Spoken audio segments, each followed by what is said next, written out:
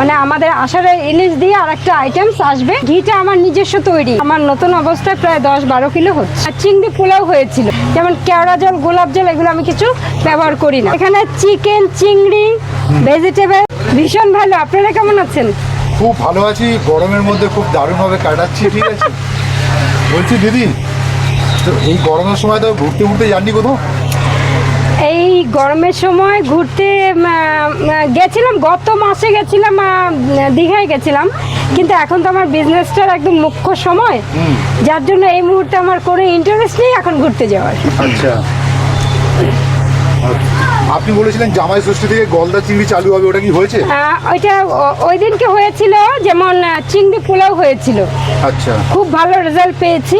কি দাম রেখেছিলেন চিংড়ি পোলার? এটা চিকেন দিয়ে রেখেছিলাম 100 টাকা। আচ্ছা, মানে চিংড়িটা কি মানে বড় চিংড়ি ছিল? হ্যাঁ, বড় চিংড়ি ছিল এবং চিংড়ি দিয়ে পোলাওটা তৈরি হয়েছিল। অসাধারণ টেস্ট হয়েছিল, সমস্ত মানে সবাই অর্ডারও করেছিল। এবার এখন যেহেতু প্রচণ্ডই গরম, তাই অতটা রিচ এখন করছি না। আর একটা আইটেমস আসবে সম্ভবত আষাঢ়ে, মানে আমাদের আষাঢ়ে ইলিশ দিয়ে আর একটা আইটেমস আসবে।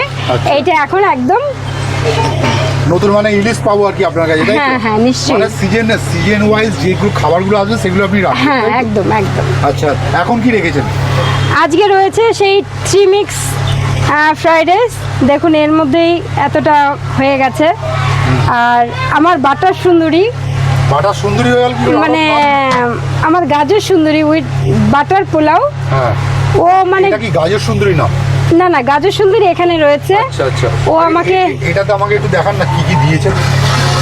এখানে চিকেন, চিংড়ি, ভেজিটেবলস এবং সমস্ত কিছু এখানে রয়েছে, একদম প্রচুর পরিমাণে মিক্সড রয়েছে। আচ্ছা, চালটা আপনারা কি ব্যবহার করছেন? এটা দেরাদুন রাইস আছে। আচ্ছা, এটা কি ঘি দিয়ে বানান না তেল দিয়ে বানান? এটা ঘি দিয়ে, এবং সেই ঘিটা আমার নিজস্ব তৈরি। আমি ক্রিম কিনে, আচ্ছা, আপনাদের কি মানে গরু আছে নাকি? না না, গরু নেই। এটা আমরা ইয়ে থেকে আপনার গুমা মাসনন্দপুর থেকে ক্রিম, মানে ওখানে মাথা তৈরি হয়, ক্রিমটা তোলা থাকে।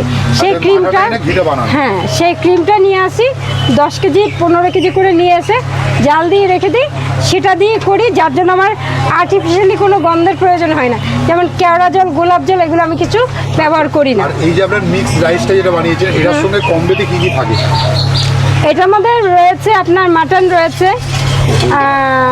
রয়েছে, চিকেন রয়েছে। হ্যাঁ, এবার চিংড়িটা রাখছি কিন্তু আর একটু পরে। আর জায়গাটাও তো খুব ছোট, একটা স্ট্যান্ড দোকানও আমরা খুঁজছি। এবার সামনে দেখা যাক কি হয়। আচ্ছা, মানে আগামী দিনে একটু বড় দোকান আসবে আর কি? একদম, আচ্ছা, এটা থাকবে কিন্তু আপনি যেখানে বসছেন মোটামুটি সেল হচ্ছে একদম? না না, কত কেজি করে করছেন? যথেষ্ট হচ্ছে। আমার নতুন অবস্থায় প্রায় 10-12 কিলো হচ্ছে। 10-12 কিলো হচ্ছে। আর যেহেতু একটু গরম আছে বলে একটু হ্যাঁ দাম হ্যাঁ একটু হ্যাঁ, কম হচ্ছে। ভীষণ গরম। তো একটু আপনি আমাদের বলে দিন যে কিভাবে এখানে আসবে মানুষ, ঠিক অ্যাড্রেসটা একটু ভালো করে বলে দিন।